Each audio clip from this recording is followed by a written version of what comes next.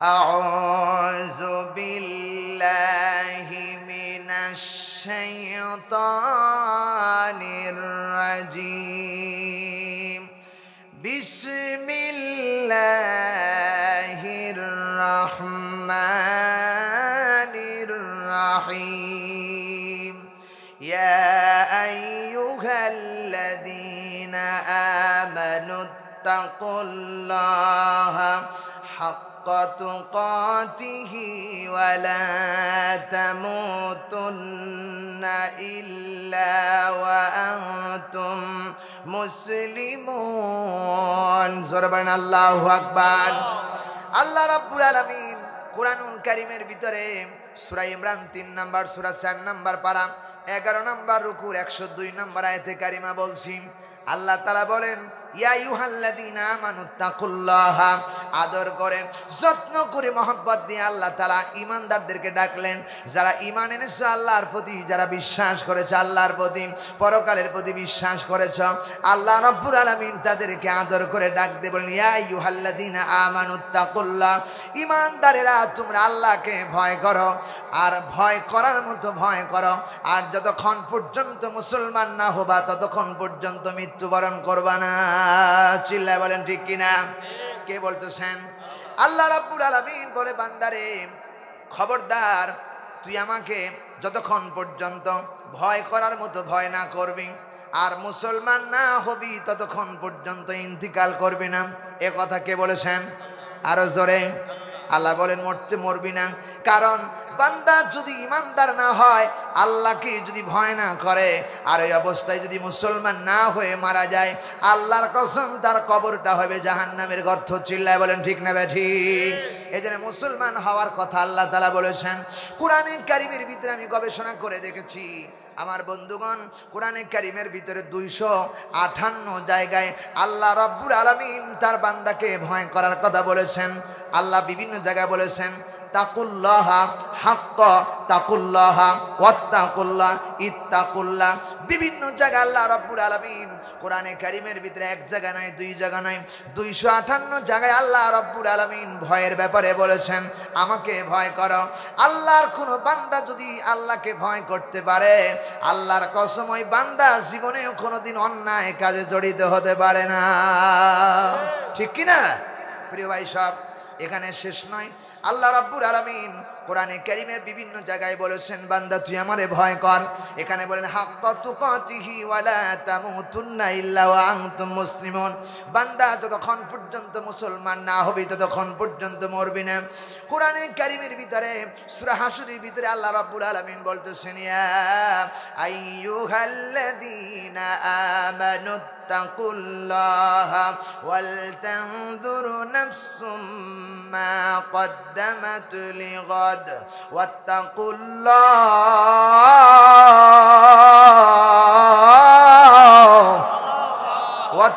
الله إن الله خبير بما تعملون। জোরবান আল্লাহু আকবার।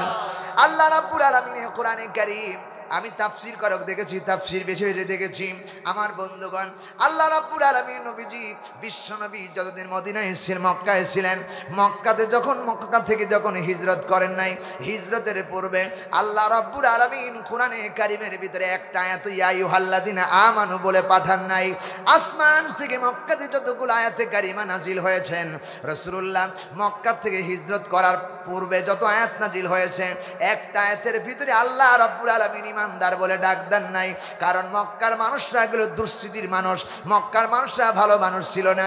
মক্কার মানুষগুলো রাসূলুল্লাহকে যন্ত্রণা দিয়েছেন, কষ্ট দিয়েছেন। আল্লাহর নবী মক্কা থেকে হিজরত করে মদিনার মাটিতে যখন চলে গেলেন, সঙ্গে সঙ্গে আল্লাহ রাব্বুল আলামিন ইমানদার বলে ডাক দিলেন। কারণ মদিনার মানুষগুলো অধিকাংশ মানুষগুলো ছিল সোনার মানুষ। চিল্লায় গন্ডি কিনা? মদিনার মানুষ সবচেয়ে ভালো মানুষ। এখনো মদিনার মানুষ ভালো মানুষ। চিল্লায় বলেন ঠিক না বেঠি? প্রিয় বন্ধুগণ, আল্লাহ তাআলা নাজিল করে বললেন, ইয়া আইয়ুহাল্লাযীনা আমানুত্তাকুল্লাহ, হে ঈমানদার আল্লাহকে ভয় করো। ওয়াল তানজুর নাফসুম মা কদ্দামাত লিগাদ, আর আগামী কাল তুমি যখন রওনা করবে ওই আগামী কালের জন্য কিছু পাথেয় সঞ্চয় করে পাঠিয়ে দাও, সঞ্চয় করে নিয়ে আসো। আল্লাহ তাআলা বলে বান্দারে ওয়াত্তাকুল্লাহ, আর সর্বসময় আল্লাহ হৃদয়ের মধ্যে যেন তোর আল্লাহর ভয় থাকে, কারণ যে ভয় করে আর যে ভয় করে না, ইন্নাল্লাহা খাবীরুম বিমা তা'মালুন। দুনিয়ার কোন বান্দা আল্লাহকে ভয় করেন আর কোন বান্দা আল্লাহকে ভয় করে না, এ ব্যাপারে সব কিছুর খবর আল্লাহর কাছে আছে না নাই? আছে না নাই? প্রিয় ভাই, সব খবর আল্লাহর কাছে রয়েছে। এই জন্য আল্লাহ রাব্বুল আলামিন অন্য জায়গায় বলেছেন, সূরা তালাকের ভিতরে বলেছেন ওয়া মাইয়াত্তাকিল্লাহ, আল্লাহু আকবার, ওয়া মাইয়াত্তাকিল্লাহ, ও আমার বান্দারা তোমরা আমাকেই ভয় করো। কারে ভয় করবে? জোরে বলেন কারে? খুব খারাপ লাগতেছে মনে নাকি? প্রিয় ভাই সব আল্লাহ পাক বলেন বান্দারে শুধু কেবলমাত্র ওয়া মাইয়াত্তাকিল্লাহ, আমাকেই ভয় করো, আমাকেই ভয় করো। দুনিয়ার কোন রাজা বাদশাকে ভয় করা যাবে না, ভয় করতে হবে একমাত্র কারে? সবাই বলে এ কথা কি আমার না আল্লাহর? আল্লাহ রাব্বুল আলামিন বলেছেন কোরআনে কারীমের মধ্যে ওয়া ইয়াখশাউনাহু ওয়া লা ইয়াখশাউনা আহাদান ইল্লাল্লাহ। আল্লাহু আকবার। আল্লাহ পাক ১৫০০ বছর আগে বলেছেন ও আমার বান্দারা শুনে রাখো, সূরা আহজাব ৩৩ নম্বর সূরা ২২ নম্বর পারার ৫ নম্বর উপর ৩৯ নম্বর আয়াতের মাঝের অংশের ভিতরে আল্লাহ কথা বলেছেন। আল্লাহ তাআলা বলেন ওয়ায়াখশাউনাহু ওয়ালা ইয়াখশাউনা আহাদান ইল্লাল্লাহ। ও বান্দা শুনে রাখো, ওয়ায়াখশাউনাহু, কাউকে ভয় করবি না, কোনো রাজাকে না, কোনো বাদশাকে না, কোনো এমপি কে না, কোনো পুলিশকে না, কোনো বিডিআরকে না। আল্লাহ বলেন কোনো বান্দারে কাউরে ভয় করবি না, কেবলমাত্র ওয়ালা, তবে হ্যাঁ ওয়ালা ইয়াখশাউনা আহাদান ইল্লাল্লাহ। ভয় যদি করতে হয় বান্দা, কেবলমাত্র হৃদয়ের মধ্যে ভয় থাকবে এক আল্লাহর। কথা কয় না? কে বলতেছেন? আল্লাহ তাআলা বলেন এক আল্লাহর। অত্যন্ত বিনয়ের সাথে আল্লাহ বলেছেন আহাদান ইল্লাল্লাহ, এক আল্লাহ। আহাদান মানে এক। আল্লাহ কয়জন? আরো জোরে কয় না? আর একটু জোরে বলেন। এ কথা কি আমার না কোরআন শরীফের? কে বলতেছেন? আল্লাহ তাআলা বলতেছেন কুল হুয়াল্লাহু আহাদ আল্লাহুস সামাদ লাম ইয়ালিদ ওয়া লাম ইউলাদ ওয়া লাম ইয়াকুল লাহু কুফুয়ান আহাদ। জোরে বলেন আল্লাহু আকবার। আরো চিল্লায় পড়েন আল্লাহু আকবার। আর আমার সাথে সবাই পড়েন কুল হুয়াল্লাহু আহাদ আল্লাহুস সামাদ লাম ইয়ালিদ ওয়া লাম ইউলাদ ওয়া লাম ইয়াকুল লাহু কুফুয়ান আহাদ। জোরে বলেন আল্লাহু আকবার। আল্লাহর নবী বলেছেন ১৫০০ বছর আগে কোন বান্দা যদি সূরাতুল ইখলাস একবার তেলাওয়াত করতে পারে, বিশাল কোরআনে কারীম, আমার আল্লাহ রাব্বুল আলামিন যে কোরআনকে মর্যাদা সম্পন্ন বানিয়েছেন, সেই কোরআনে কারীমের ৩ ভাগ করে ১ ভাগ তেলাওয়াত করলে যে সওয়াব হয়, কোন বান্দা যদি একটা বার সূরা ইখলাস তেলাওয়াত করতে পারে, আল্লাহ রাব্বুল আলামিন তার আমলনামায় সেটা ফেক্সি দিয়ে দেন। আল্লাহু আকবার। নবীজি আরো বললেন কোন বান্দা যদি ৩ বার তেলাওয়াত করতে পারে, পুরা কোরআনে কারীম একবার তেলাওয়াত করলে, প্রথম থেকে নিয়ে শেষ পর্যন্ত তেলাওয়াত করলে যে সমস্ত সওয়াব আর মর্যাদা দেওয়া হবে, সমস্ত সওয়াব আর মর্যাদা আল্লাহ ওই বান্দার আমলনামায় লিখে দেন। সুবহানাল্লাহ বলেন। আল্লাহর নবী বলেছেন কুরআনুল কারীমের ভিতরে একটা ছোট্ট একটা সূরা আছেন, যেই সূরার নাম হলো সূরাতুল ফাতিহা। যেই সূরা গোটা পৃথিবীর যত আয়াতে কারিমা আল্লাহ নাযিল করেছে, কোরআনের ভিতরে যত আয়াতে কারিমা আছে, সর্বশ্রেষ্ঠ মর্যাদা সম্পূর্ণ আয়াতে কারিমা সূরাতুল ফাতিহার মধ্যে আল্লাহ দিয়েছেন। চিৎকার দিয়ে বলেন সুবহানাল্লাহ। কি মর্যাদা, কি সম্মান, কি সম্মান মর্যাদা এই সূরা ফাতিহাকে দেওয়া হয়েছে, বলবো নাকি একটু? প্রিয় ভাই সাহেব, রাসূল পাক সাল্লাল্লাহু আলাইহি সাল্লাম বলেছেন লা সলাতা ইল্লা বিফাতিহাতিল কিতাব। কার কথা? নসুলের কথা। আল্লাহর নবী বলেছেন যেই সূরা ফাতিহা নামাজের ভিতরে তেলাওয়াত হয় নাই সেই নামাজ সম্পূর্ণ হয় নাই। কথা কয় না রে, আমার কথা কি বোঝা যাচ্ছে? প্রিয় ভাই সাহেব, একটু জবাব দেওয়া লাগবে। নবীজি বলেছেন লা সলাতা ইল্লা বিফাতিহাতিল কিতাব, যেই কিতাবের ভিতরে, যেই কিতাবের থেকে সূরাতুল ফাতিহা, যেই নামাজের ভিতরে তেলাওয়াত হলো না, আল্লাহর কসম নবীজি বলেছেন লা মানে না, সেই নামাজ সম্পূর্ণ হবে না। এত বড় মর্যাদা দিয়েছেন আল্লাহ রাব্বুল আলামিন সূরাতুল ফাতিহা। এই সূরাতুল ফাতিহার ব্যাপারে আল্লাহ তাআলা আরো বলেছেন, কোন বান্দা যদি সূরাতুল ফাতিহা থেমে থেমে তেলাওয়াত করতে পারে, কোরআন শরীফ যেভাবে বলেছেন ওইভাবে তেলাওয়াত করতে পারে, কোরআন শরীফ তেলাওয়াত করার পদ্ধতি আল্লাহ রাব্বুল আলামিন শিক্ষা দিয়েছেন। ওয়ারাতিলিল কুরআন তারতিলা, কুরআন পড়ো থেমে থেমে, বুঝে বুঝে চিন্তা ফিকির করে কোরআনে কারীম তেলাওয়াত করো। কোরআন শুধু মুখস্থ পড়ার জন্য আল্লাহ রাব্বুল আলামিন নাজিল করেন নাই। কোরআনে কারীম আল্লাহ রাব্বুল আলামিন নাজিল করেছেন কেবলমাত্র বুঝে তার জীবন গঠনের জন্য। চিল্লা এখন কথা ঠিক কিনা? কোরআন পড়তে হবে এবং কোরআন অনুযায়ী তার জীবন করতে হবে, ঠিক না বেঠি? জোরে বলা লাগবে, ঠিক না বেঠি? প্রিয় বন্ধুগণ, সেই কোরআনে কারীম আল্লাহর নবী বলেছেন কোন মানুষ যদি সূরাতুল ফাতিহা একবার তেলাওয়াত করতে পারে, কয়বার? জোরে বলুন। একবার তেলাওয়াত করতে পারে।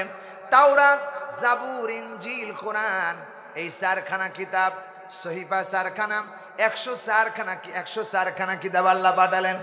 সমস্ত কিতাবের ভিতরে আল্লাহ রাব্বুল আলামিন কোরআনে কারীমকে শ্রেষ্ঠ বলেছেন।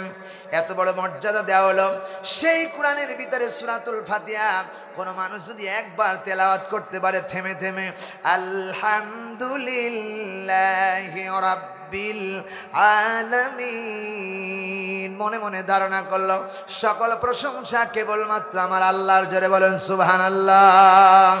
আল্লাহর নবী বলেছেন আর রহমানির রহিম মালিকি ইয়াউমিদ্দিন ইয়্যাকা না'বুদু ওয়া ইয়্যাকা নাস্তাঈন ইহদিনাস সিরাতাল মুস্তাকিম সিরাতাল্লাযীনা আন'আমতা আলাইহিম, সবাই পড়েন, গায়রিল মাগদুবি আলাইহিম ওয়ালাদ-দাল্লিন। জোরে আমিন, আরো জোরে আমিন।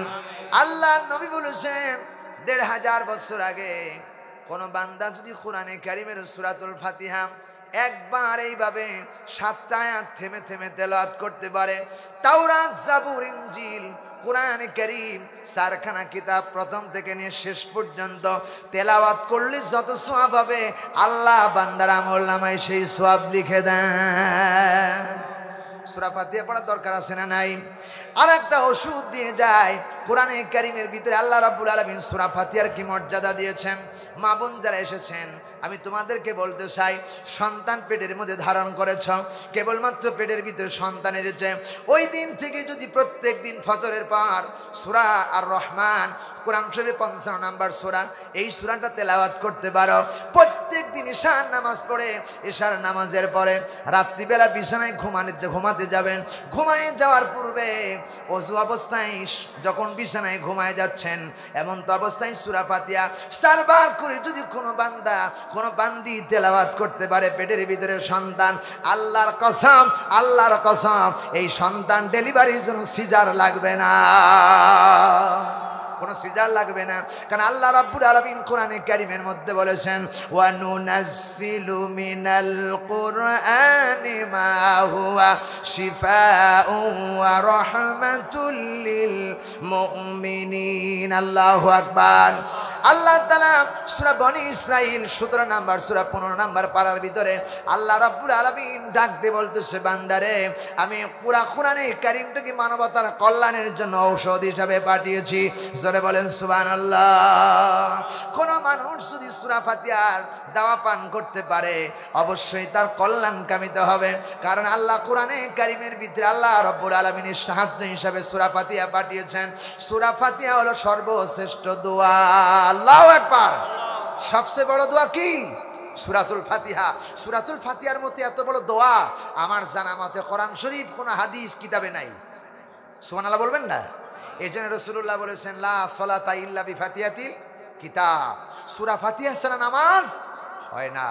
নামাজ হয় না, যেই নামাজে সূরা ফাতিহা পড়া হলো না সে নামাজ সম্পূর্ণ হলো না। তাহলে এত বড় মর্যাদা এই সূরা ফাতিহাকে দেওয়া হয়েছে। জোরে বলুন সুবহানাল্লাহ। এই সূরাটা আপনারা পড়বেন প্রত্যেক দিন, এশার নামাজের পরে 4 বার পড়বেন। প্রত্যেক দিন এশার নামাজের পরে 4 বার পড়বেন। আমি কিছু আমলি কথা বলবো আপনাদেরকে। অনেক ওয়াজ শুনেছেন জীবনভর, কিন্তু আমলের পরিবর্তন নাই। চিল্লায় বলেন ঠিক কিনা? শুধু আমলের দরকার। কান সু হয়ে গেছে, আজ সুর দিতে পারলেই ভালো। এক একটা সুর এখান থেকে নিয়ে এক সুরে 1.5 ঘন্টা কেটে যাচ্ছে। সুর দিতে পারলে মনে করে বক্তা খুব ভালো, ঠিক না ঠিক? কিন্তু এমনও সুর আছে যা আমরা সুর দিতে গিয়ে মিথ্যা বানোয়াট কথা বলি, কিন্তু মনে হয় যে খুব ভালো কথা। আপনারা শুনেছেন বাংলাদেশে অনেক কিস্সা কাহিনী শুনেছেন, হরিণের কেচ্ছা শুনেছেন। আবার কি বলা হয়েছে, একটা প্রবাদ বাক্য আছে, হুসাইন রাদিয়াল্লাহু তাআলা আনহু যখন কারবালার ময়দানে শহীদ হলেন, তখন গজলে বলা হচ্ছে যাওরে ঘোরা কাউরে খবর মাঝে নমর কান্দে না। তোমার হুসাইন শহীদ হয়েছে কারবালার ময়দান। মিথ্যা কথা, ডাসা মিথ্যা কথা। এ কথা যারা বিশ্বাস করবে আল্লাহর কসম তার ঈমান হারায় যাবে। কারণ ফাতেমা আগে মরছে না হুসাইন আগে মরছে? কথা কয় না রে ভাই। ফাতেমা আগে মরছে না হুসাইন আগে মরছে? তার মানে জবাব দিচ্ছেন আপনারা জানেন না। আগে ফাতেমা মারা গেছে, আর খবর হচ্ছে যাওরে ঘোরা কাউরে খবর মাঝে নমর কান্দে না। হুসাইন শহীদ হয়েছে কারবালার ময়দান। প্রিয় ভাই সব, তাহলে কথাটা বানোয়াট মিথ্যা কথা। আমার দেশে কিছু কথা আছে, ইমানদার সাহেব আর বেঈমান সাহেব মনে মনে দোস্ত বাঁধলো আর বলল ভাই গো, মনে মনে ধারণা করলেন এমন একজন নবী তোমাদের কাছে আমার আল্লাহ পাঠিয়েছে। ভাইজান, এমন নবীর কাছে যদি যাও, ঈমান নিয়ে যদি যেতে পারো, নবীর চেহারার দিকে নজরে দিয়ে বাঁকা নজরে তাকাতে পারবে না। ঈমানদার সাহেব আর বেঈমান সাহেব যখন কথা বলল, আমার বন্ধুগণ, আমার ভাইরে, ঈমানদার সাহেব দরকার নাই, বেঈমান সাহেবের দরকার নাই। ঈমান কেবলমাত্র দরকার মানুষ আর জিনের। চিল্লায় এখন ঠিক কিনা? মিথ্যা কথা, বাজে কথা, কিন্তু খুব কানসু লাগতেছে, ঠিক না বেটাই? ভালো না খারাপ? আমি এমন সুর জানি না, এমন কোন সুর জানি না যেটা দিয়ে আমি বলতে পারি না। ঘন্টার পর ঘন্টা যখন এটা প্রমাণ হয়ে যাবে, শুরু হয়ে যাবে, চলতেই থাকবে। আল্লাহু আকবার। কিন্তু মিথ্যা কথা শ্রবণ করবেন না, শুনবেন ডাইরেক্ট আল্লাহর কোরআনের কথা। কারণ কোরআন যা বলে, ওমান আসদাকু মিনাল্লাহি হাদিসা, আল্লাহ তাআলা বলছে বান্দারে, কোরআন শরীফ যা বলে ডাইরেক্ট সদা সত্য কথা বলে। চিল্লায় বলেন ঠিক না বেটি? আর যা মানুষ বানিয়ে বলে মিথ্যা কথা, আজেবাজে কথা, এগুলো শোনার কোনো প্রয়োজন নাই, দাম নাই, কল্যাণ নাই। কারণ হুদাল্লিন নাস ওয়া বাইনাতিন মিনাল হুদা, মানুষকে হেদায়েত দিতে পারে, কেবলমাত্র হেদায়েতের রাস্তা দেখাতে পারে একটাই গ্রন্থ, সেই গ্রন্থের নাম হলো আল্লাহর 30 পারা কোরআনে কারীম। চিল্লায় বলেন আল্লাহু আকবার। এই কোরআনের সাথে আমরা আছেন না? নাই? কারা আছেন দুই হাত তুলে আল্লাহরে দেখান। লিল্লাহি তাকবীর। আল কোরআনের আলো, আল হাদিসের আলো। হাত নামান। প্রিয় ভাই সব, যারা দাঁড়িয়েছেন, আপনাদের খুব কষ্ট হচ্ছে নাকি? যদি দাঁড়িয়ে থাকতে কষ্ট হয় তাহলে বসে পড়ুন, জায়গা আছেন। আল্লাহর কসম, আল্লাহর কসম, কোরআন শপথ করে বলে গেলাম, বিআন্না রাব্বাকা আওহা লাহা। এ কথা আমার বাবার নয়, এ কথা কোনো এমপি মন্ত্রী নয়, এ কথা ডাইরেক্ট আল্লাহ তাআলা বলেছেন। এখানে যারা বসবেন আজ থেকে নিয়ে 40 দিন পর্যন্ত এই মাটিটা আপনার পক্ষে আল্লাহর কাছে এ কথা বলতে থাকবে, আল্লাহ তোমার গোলামের বাচ্চা গোলাম আব্দুর রহমানের ছেলে, আব্দুল করিমের ছেলে, আব্দুল গাফফারের বাচ্চা আব্দুর রহমান, উনি কোরআনের মাহফিলে বসেছিলেন। 40 দিন পর্যন্ত এখান থেকে এই মাটিগুলো আল্লাহর দরবারে আপনার জন্য মাগফিরাত কামনা করতে থাকবে। আল্লাহ ওরে মাফ করে দাও, এটা দামি জায়গা। নবীজি আরো বলেছেন, কোন বান্দা 50 বছর নামাজ পড়েছেন, নামাজ কবুল হতেও পারে নাও পারে, আরে 40 বছর একাধারে রোজা রেখেছেন, রোজা কবুল হতেও পারে নাও পারে। নবীজি আরো বলেছেন, আমার বন্ধুগণ, কোন মানুষ 40 থেকে 60 বছর নফল ইবাদত করেছেন, কবুল হতেও পারে নাও পারে, কিন্তু আল্লাহর নবী বলেছেন কোন বান্দা যদি কোরআনে কারিমের মাহফিলের জন্য একটা ঘন্টা কোরআনের মাহফিলে ব্যয় করতে পারে, তার আমল নামায় অন্তত 500 রাকাত নফল কবুল নামাজের সওয়াব আল্লাহ রাব্বুল আলামিন তার আমল নামায় জমা করে দেন। আরেকটু আসতে বলেন। আমার নবী বলেছেন 50 বছরের নামাজ কবুল হওয়ার গ্যারান্টি দিতে পারলেন না, এরপর 40 বছরের ইবাদতের গ্যারান্টি দিতে পারলেন না, কিন্তু কোরআনে কারিমের মাহফিলের মধ্যে আসলে আল্লাহ রাব্বুল আলামিন 40 নয়, আমার আল্লাহ রাব্বুল আলামিন 500 রাকাত, 50-এর কথা বললেন না, 500 রাকাত কবুল নামাজের সওয়াব আল্লাহ রাব্বুল আলামিন তার আমল নামায় লিখে দেয়, শুধু কোরআনের মাহফিলে আসার কারণে, কোরআন বুঝার কারণে। জোরে বলুন সুবহানাল্লাহ। ভাইরা আমার, শুধু এখানে শেষ নয়, আল্লাহর নবী বিশ্ব নবী মসজিদে নববীর বারান্দায় দাঁড়ায় গেছেন, ঘরের ভিতরে প্রবেশ করবেন। আহারে, যেই মসজিদে নববীর মর্যাদা বাড়ায় দিয়েছেন, আল্লাহর নবী যেই মসজিদে নববীতে তৈরি করেছিলেন, সেই মসজিদে নববীর বারান্দায় রাসূলুল্লাহ কেবলমাত্র তাশরিফ আনলেন, ঘরের ভিতরে প্রবেশ করবেন। আল্লাহর নবী লক্ষ্য করে দেখেন, ডান দিকে একদল লোক বসে আছেন, বাম দিকে একদল লোক বসে আছেন। রাসূলে পাক স্থির করতে পারলেন না কে কারা কি করতেছেন। আল্লাহর নবী লক্ষ্য করে দেখেন, ডান দিকের দলের লোকেরা আল্লাহর কোরআনে কারীম থেকে তারা আয়াত নিয়ে তেলাওয়াত করতেছেন আর ব্যাখ্যা দিতেছেন। সাহাবায়ে কেরামরা কেউ বলতেছেন, কেউ শুনতেছেন। বাম পাশে তাকায় দেখেন কেউ বা কারা সুবহানাল্লাহ, আলহামদুলিল্লাহ, আল্লাহু আকবার জিকির করতেছেন, কোরআনের আলোচনা করতেছেন। এটাও দামি, এরপরে যেটা জিকির করতেছেন এটাও দামি, কিন্তু আল্লাহর নবী তিনি জীবত্ব অবস্থায় কোনটার শরীক হবেন এই ব্যাপারে স্থির করতে পারলেন না। রাসূলুল্লাহ দাঁড়ায় আছে, কারণ রাসূলুল্লাহ ততক্ষণ পর্যন্ত কোনো সিদ্ধান্ত নিতেন না যতক্ষণ পর্যন্ত আল্লাহ রাব্বুল আলামিন সিদ্ধান্ত না দিতেন। ঠিক না ঠিক? আল্লাহর নবী দাঁড়ায় আছেন, হযরত জিবরাইলকে আল্লাহ তাআলা বলেন, জিবরাইল যাও, তাড়াতাড়ি করে চলে যাও। জিবরাইল বলে, ইয়া রাব্বুল আলামিন, কোথায় যাব? জিবরাইলকে আল্লাহ বলেন, জিবরাইল রে, আমার রাসূল এখন মসজিদে নববীর বারান্দার ভিতরে দাঁড়ায় আছে। মসজিদের ভিতরে দুইটা দল অবস্থান করতেছেন, কোন দলে রাসূলুল্লাহ শামিল হবেন স্থির করতে পারলেন না। জিবরাইল, আমার পক্ষ থেকে আমার রাসূলকে শোনায়া দাও। হযরত জিবরাইল বললেন, রব্বে কারীম, আমাকে কি নিয়ে যেতে হবে বলেন। আল্লাহর ফেরেশতা যখন একথা বললেন, আল্লাহ তাআলা বললেন, জিবরাইল রে, আমি কোরআন শরীফের এক টুকরা আয়াতে কারিমা তোমারে, ছোট্ট একটা আয়াতে কারিমা তোমারে দেব, আমার রাসূলকে শোনায় দিবে, আমার রাসূল বুঝে ফেলবে। আল্লাহর নবী দাঁড়িয়ে আছেন, হযরত জিবরাইল ওই নিয়ে আসলেন, নহি নিয়ে আসে রাসূল কানের ভিতরে শোনায় দিলেন, হুয়া খায়রুম মিম্মা ইয়াজমাউন। আল্লাহু আকবার। আমার বন্ধুগণ, সূরা ইউনূসের ভিতরে 10 নম্বর সূরা, আল্লাহ রাব্বুল আলামিন সূরা ইউনূসের ভিতরে কথা বলেছেন, ওয়া খায়রুম মিম্মা ইয়াজমাউন। ও নবী, আপনি কেন রাস্তার মাঝে দাঁড়িয়ে আছেন? আপনি কেন মসজিদের দরজার সামনে দাঁড়ায় আছেন? আল্লাহর নবী গো, শুনে রাখেন, আমি আল্লাহ রাব্বুল আলামিন এত মর্যাদা কোরআনে কারীমকে দিয়েছি, এই পৃথিবীতে যা আছে, যত বান্দা আছে, সব বান্দাগুলো সব কিছু একত্র করলো।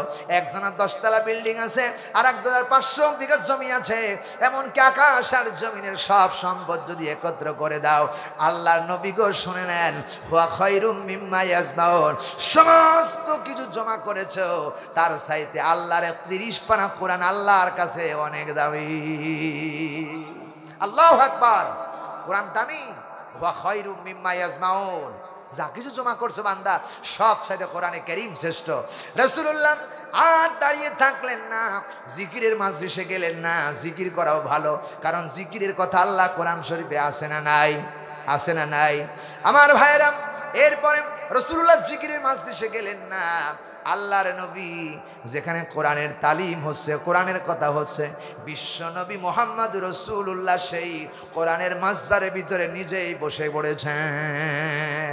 সেই কোরআনে কারীমের মাহফিলে তোমরা এসেছো, এটা দুনিয়ার সাধারণ মাজলিস না, এটা থিওটকের মঞ্চ না, যাত্রার মঞ্চ না, এটা ডাইরেক্ট আল্লাহর 30 পারা কোরআনে কারীমের মঞ্চ। চিল্লায় বলেন সুবহানাল্লাহ। আল্লাহর নবী আরো বলেছেন, যেখানে কোরআনে কারীমের মাহফিল শুরু হয়ে যায়, ওই দিন থেকে কোরআনে কারীম দিয়ে যখন আলোচনা শুরু হয়ে গেল, রাসূল পাক বললেন ওই দিন থেকে 40 দিন পর্যন্ত এলাকার যত কবর আছে, খুদার কসম করে বলি, নবী বলেছেন চতুর্দিকের কবরের সব আযাব 40 দিনের জন্য আল্লাহ বন্ধ করে দিয়েছেন। কোন কবরে 40 দিন আর আযাব হবে না। যতক্ষণ 40 দিন পার হয়ে যাবে, আবার ওই কবরের ভিতরে আযাব শুরু হয়ে যাবে। বন্ধুগণ আমার, সেই কোরআনের মাহফিলে আমরা আসতে পেরেছি, আমাদের কপাল ভালো না খারাপ? ভালো না খারাপ? যারা আসতে পারে নাই তাদের কপাল পোড়া। যারা এখনো দোকানে চাষটালে ঘোরাফেরা করতেছেন, আমার বিশ্বাস এদেরকে শয়তান প্রাণ দিচ্ছে আর বলে মাইকের আওয়াজ যাচ্ছে শোনা যায়, খবরদার যাওয়ার দরকার নাই। এই মজলিসের ভিতরে যদি একটা ঘন্টা বসতে পারো, আল্লাহর কসম করে এখান থেকে তওবা করে যদি বাড়ি যাও, আমি ঘোষণা দিলাম রাস্তার ভিতরে যদি ইন্তিকাল হয়ে যায়, আল্লাহ তোমার শাহাদাতের মর্যাদা দিয়া দিবেন, জীবনের সব গুনাহ খাতা মাফ করে দিবেন। এত মর্যাদা সম্পন্ন কোরআনে কারীমের মাহফিল। এই কোরআনে কারীমের মাহফিল আমরা 17 বছর শুনতে পারি নাই ঠিক মতো, চিল্লায় গণ ঠিক কিনা? 17 বছর কারো বান্দারা মাফ করে দেন নাই। মাইক হারায় গেছে, বক্তা হারায় গেছে, বক্তাকে হ্যান্ডকাপ লাগায় জেলখানায় বন্দি করা হয়েছে। কথা বলে না ঠিক না বেঠিক? কারা করেছে এগুলো? যারা করেছে আমার মতো দাড়িওয়ালা মানুষ, আমার মতো টুপিওয়ালা মানুষ, আমার মতো জুব্বাওয়ালা মানুষ, এরা মানুষ রূপে আস্ত শয়তান। ভাইরা আমার, কোরআনে কারীমের মাহফিল আমি দেখেছি, আমার নজরে দেখেছি, বৈশাখ মাসে যখন কোরআনে কারীমের মাহফিল আমাদের থেকে বিভিন্ন জায়গায় দাওয়াত থাকেন, আবার অনেকগুলো বন্ধ হয়ে যায়, মাহফিল করে বাড়ির দিকে রওনা হই। বৈশাখী মেলা ওখানে চলতেছেন, গান বাজনা চলতেছেন, কোনো অনুমতি লাগে না। 17 বছর কোরআনের মাহফিল অনুমতি ছাড়া করতে পারি নাই, ঠিক না ভাই? যারা এগুলো বন্ধ করেছে, বিশ্বাস করো এই কোরআনে কোরআনে কারীমের মাহফিলে পরে 144 জারি করেছে। আমার বিশ্বাস এরা আবু জাহেলের উত্তরসূরি। বন্ধুগণ আমার, সুতরাং এই কোরআনের এত দাম দেওয়া হয়েছে, এত মর্যাদা দেওয়া হয়েছে। সেই কোরআনে কারীমের ভিতরে আল্লাহ রাব্বুল আলামিন বলেছেন, বান্দারে ওয়া ইয়াত্তাকিল্লাহ, আমাকেই ভয় করো, শুধু আমাকেই ভয় করো, শুধু আমাকেই ভয় করো না। ওয়া ইয়াখশাউনাহু ওয়া লা ইয়াখশাউনা আহাদান ইল্লাল্লাহ, বান্দারে দুনিয়ার কাউকে ভয় করবি না, আমি আল্লাহ রাব্বুল আলামিনকে ভয় করবি। চিল্লায় বলেন সুবহানাল্লাহ। বলতেছিলাম এক আল্লাহরে ভয় করবি, সূরাতুল ইখলাস থেকে শুরু করেছিলাম। সূরা ইখলাসের ভিতরে আল্লাহ তাআলা বলতেছেন, বান্দারে এক আল্লাহরে ভয় করবি। আল্লাহ কয়জন? আসতে বলেন কেন কয়জন? আল্লাহ বলেন কুল হুয়াল্লাহু আহাদ, ও নবী আপনি বলে দেন আল্লাহ এক, অদ্বিতীয়, আল্লাহর কোনো শরীক নাই, আল্লাহর কোনো অংশীদার নাই, আল্লাহ একক। আল্লাহ তাআলা বলতেছেন আল্লাহুস সামাদ, আর আমি কারো মুখাপেক্ষী না। এই পৃথিবীতে রাজা বাদশাহ যেই যাই হোক না কেন, সবাই ফকির, কেবলমাত্র একজন ব্যক্তি ধনী, তিনি হলেন আল্লাহ রাব্বুল আলামিন। চিল্লায় বলেন ঠিক কিনা? কেমন ধনী আমার বন্ধুগণ? বাদশাহ সুলতান মাহমুদ তার রাজত্ব চালাচ্ছিলেন। এমন সময় ওই এলাকার একজন দরিদ্র মানুষ, ফকির যাকে বলা হয়, কাদের ভিতরে একটা ঝুলা নিয়ে বাদশাহ সুলতান মাহমুদের কাছে গেলেন কিছু চাইবার জন্য।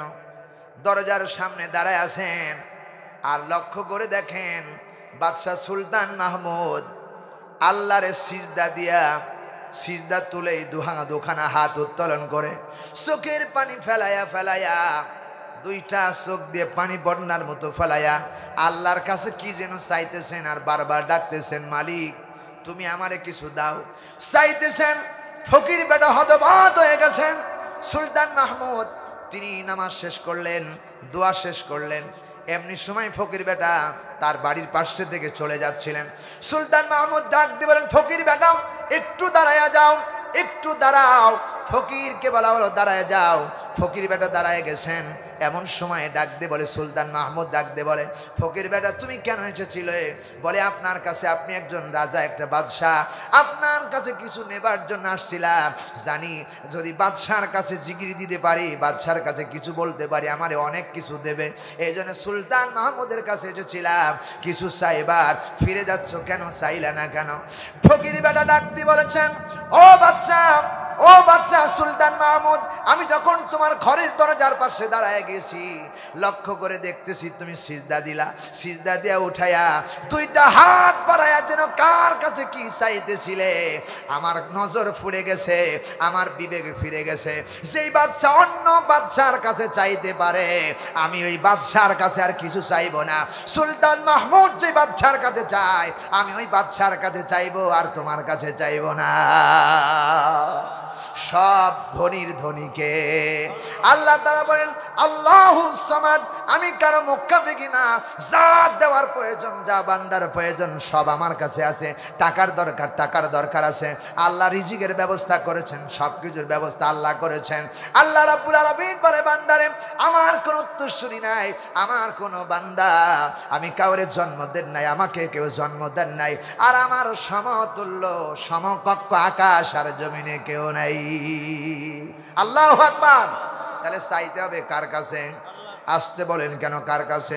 আগেই বলেছি, উদউনি আস্তাজিব লাকুম, তুমি যদি চাইতে পারো রে বাবা, আল্লাহর কসম করে বলি, তোমার চাওয়া আল্লাহ রাব্বুল আলামিন পূরণ করে দিবে। জোরে বলুন সুবহানাল্লাহ। পূরণ করে দিয়েছেন কেমন করে? বন্ধুগণ আমার,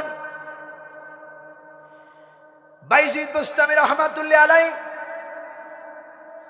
ছোট্টবেলায় ছোট্ট একটি সন্তান, 6 থেকে 7 বছর বয়স, সন্ধ্যা রাত্রে মা ডেকে ডেকে বলতেছেন, বাইজিদ রে, কলিজা বড় শুকায় গেছে। বাইজিদ প্রচন্ড, মায়ের শরীরের ভিতরে জ্বর।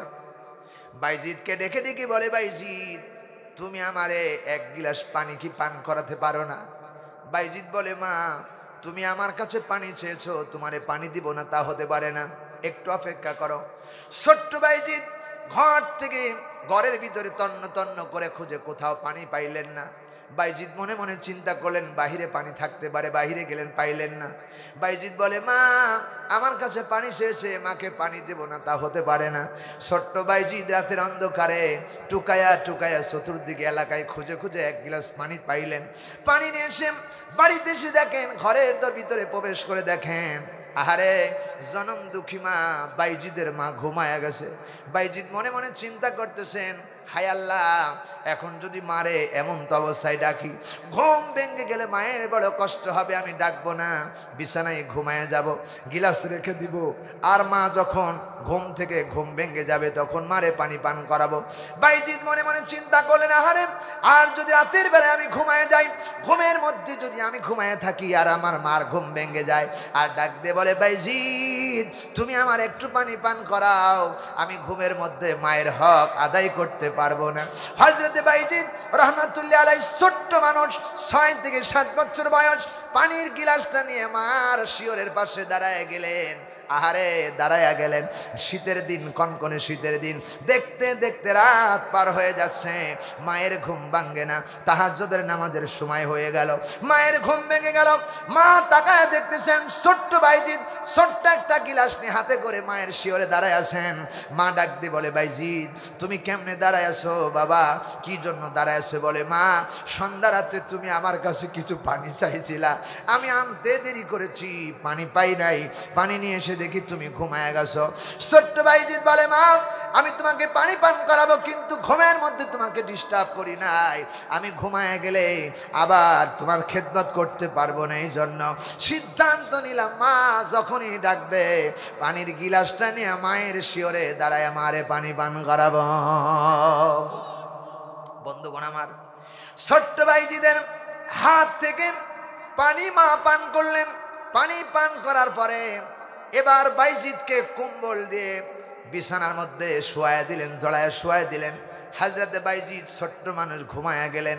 প্রিয় বন্ধুগণ আমার ভাইরা, বাইজিদের মা আল্লাহর কাছে দুখানা হাত তুলে চাইলেন আর বললেন, রব্বে কারীম, আমি আমার বাইজিদ যে সারা রাজ্যের সিদ্ধান্ত নিয়ে আমার শিওরে দাঁড়িয়েছিল, আমি মা আমার কলিজা ঠান্ডা হয়ে গেছে। ও আল্লাহ, তুমি আমার বাইজিদকে নামাজ শেষান্তরে মা ডাকতে বলে, হায় আল্লাহ, আমার বাইজিদ যা আমার জন্য করেছে আমার কলিজা ঠান্ডা হয়ে গেছে। হায় আল্লাহ, তোমার কাছে চাইলাম তুমি আমার বাইজিদকে সুলতানে আরেফিন বানায়া দিও। মায়ের দোয়া মঞ্জুর হয়ে গেল। হযরতে বাইজিদ আল্লাহর ওলিতে পরিণত হয়েছিলেন। চিল্লায় গন্ডি কিনা?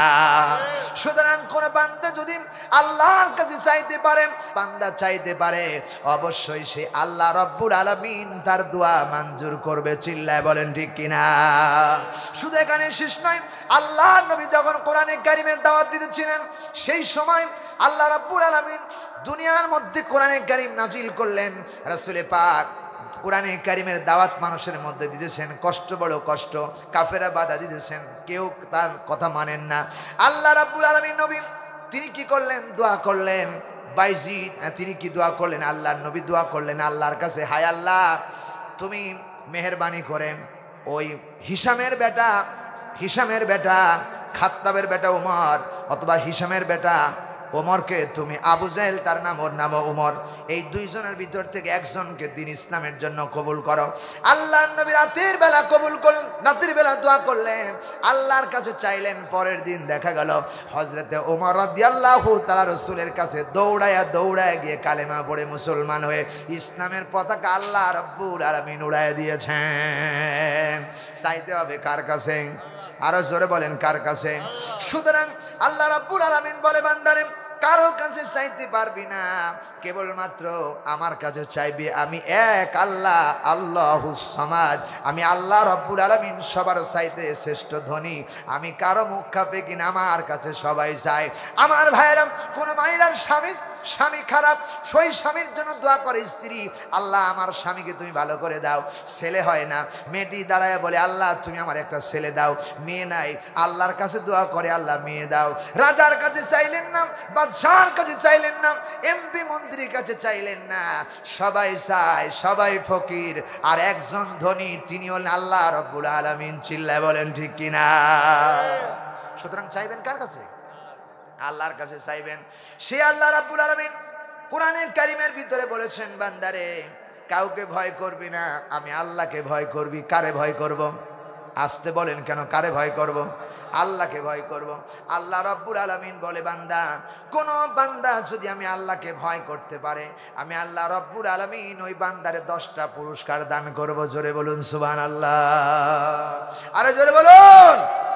আল্লাহ তাআলা বলেন, 1 নম্বরে কোন বান্দা যদি আমি আল্লাহকে ভয় করতে পারে, আমি আল্লাহ রাব্বুল আলামিন তাকে সর্বপ্রথম আমি আল্লাহ তারে ভালোবাসবো। জোরে বলুন সুবহানাল্লাহ।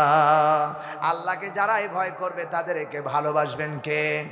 আরো জোরে, জোর হলো না। কোরআনে কারীমের মধ্যে বলেছেন, বালা মান আউফা বিআহদিহি ওয়াত্তাকা ফাইন্নাল্লাহা ইউহিব্বুল মুত্তাকিন।